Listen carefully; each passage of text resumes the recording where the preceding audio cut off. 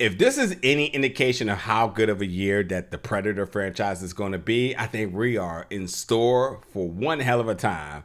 But before we get to all things Predator this year, our first stop is my review of the new film Predator, Killer of Killers. Let's jump into that right now.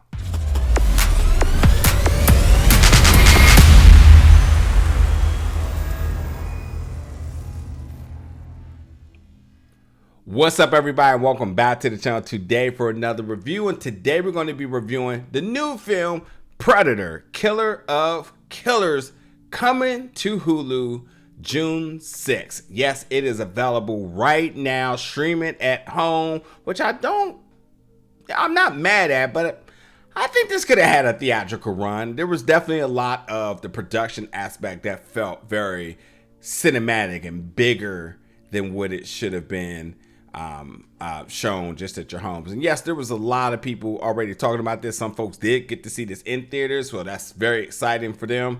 But for myself, I checked it out. And I gotta say, like, as somebody who's sort of a fair weather fan of the Predator franchise, yes, I've watched them all. I do enjoy them. I'm definitely not like running to the theaters for them, but you know, it's definitely one of those things where, like, even if I have low expectation, I come out like, you know what, that was pretty good.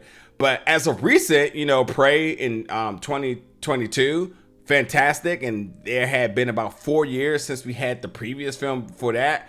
Now comes this animated version of Predator, and the first of the franchise. So this is, I believe, now 6 of the franchise, and then there was 2 crossover films, Alien versus Predator, as we know, 2 Alien versus Predators, as we know. So with this one, it's like, yeah, what could this one be all about? And honestly, I was okay with this one. I definitely was okay. One, because again, being a fair weather fan, I didn't run to go watch this, but I do love a good animated project, and I especially love when you take something that had been live action and adapting it into an animated space and really seeing how far you push the limit here. And yes, when you get to really get in your bag and do things you probably couldn't do practically, you know, it really does stimulate the mind and the eyes, because you're just like, oh my God, that's insane, you know? And as a video game lover, yes, there's a lot of things on Mortal Kombat that you typically don't see happen in real life, or things that happen in Invincible or whatever it may be. Like like you don't often see that measure of brutality, especially when you got a genre like this, or a franchise like this that dabbles in this genre, which is sci-fi horror, where you're just like, yeah, now I really want to see to what limit we're going to have Predator go. And then obviously when you have director Dan Trachtenberg back, who also did Prey, who also will be doing Predator Badlands in November of this year, you know, the continuity between holding 3 different iterations of, or 3 different chapters or of the Predator franchise, you imagine that, you know, it's only going to get better and better and better. And Prey was great. This one definitely was good. You know, again, I wasn't overly, I'm not overly high on this film, but it was okay. A good, solid film, and I did enjoy it. That being said, it is an anthology. It has 3 different parts to this. And with that, that's super interesting, because when you have an anthology, sometimes they're just, you know, these singular stories and they send you on this way. But these 3 actually did connect by the end of the film. And it also connects into the bigger scope of the franchise. It definitely has its ties to previous films, and it certainly makes you wonder what you saw at the end of this film and how and what implications that may have going into the future. So that's exciting for sure. So I'm definitely looking forward to the next film. But once again, this one is streaming on Hulu and Disney Plus. As of today, I wish I did have a chance to see this in theaters. I think this could definitely have been worthwhile to go out to the theaters to go see. But for what it's worth, it's okay. It's definitely okay. And for the 3 films, you got one taking place in the Viking era, one taking in feudal Japan, and one happening in World War II. These characters are okay characters. They're interesting. They have great fights. And you see their conflicts, and ultimately they all 3 run into their own respective Predator, which in that case, all the different designs of the Predators were very cool. The fight styles and choreography between the two, especially because you're talking about three different eras and three different types of fighters or warriors. You know, it was really, really cool to kind of see that blend and mesh of martial arts all in one film. Voice acting, no one really stood out to me. Nobody was recognizable to me, but nonetheless, I thought people did great jobs just showing their range because they go through a lot. You know, you're fighting a predator, so of course there's going to be highs, there's going to be lows, there's going to be anger, there could be sadness, there could be, you know, triumph, there could be all sorts of different things, and you have to be able to hear that in their voice and their performance in order to really believe what's going on with these characters, to really bring that animation to life.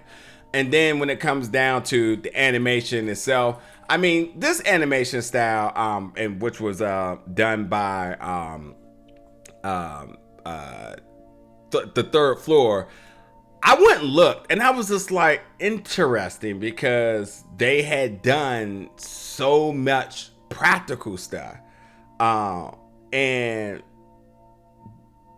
to see them really dabble into animation in the way that they did for this, I think the closest relations to like styling wise is probably like a couple of different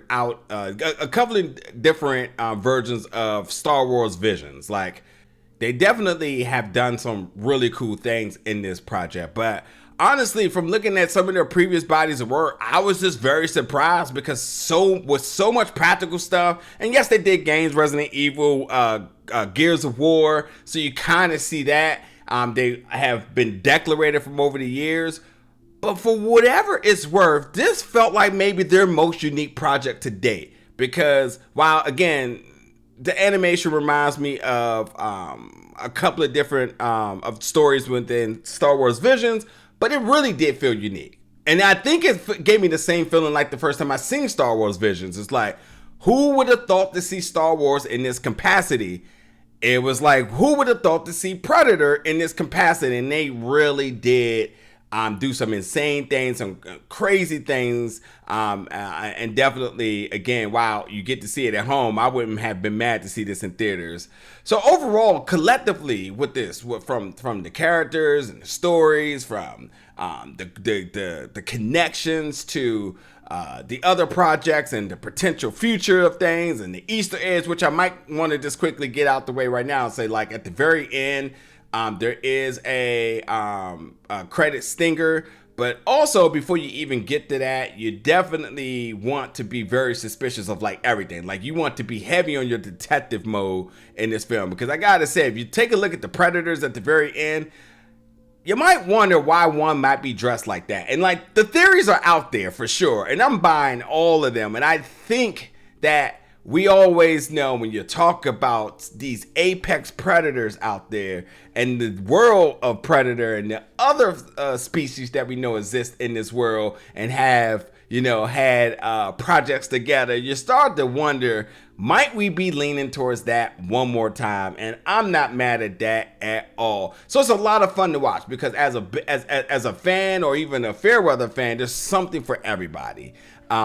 So, you know, if you love Prey, you're absolutely going to want to check this out. If you love Predator, you definitely want to see what this is all about. And then ultimately, you want to get ready for the project that's coming out in November, because I think if this is the indication of the year Predator, this is definitely a great first stop, and I expect great things from Predator Badlands come November. So check this one out. You don't have to go far. You can go right to your TV screens on Hulu. This is Predator, Killer of Killers, streaming now. Jump in the comments, folks. Let me know your thoughts about this one once you check it out. And as always, stick around for more reviews and content right here at Big Old Belt Media very soon. Thank you for watching, folks.